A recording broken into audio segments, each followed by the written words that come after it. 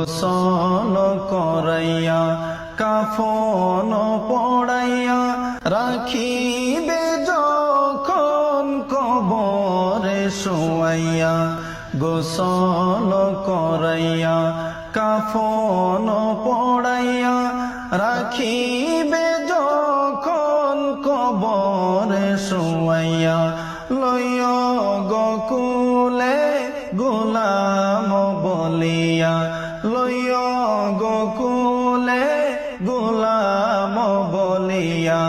ইয়া রাসূলুল্লাহ ইয়া হাবিবাল্লাহ, ইয়া রাসূলুল্লাহ ইয়া হাবিবাল্লাহ।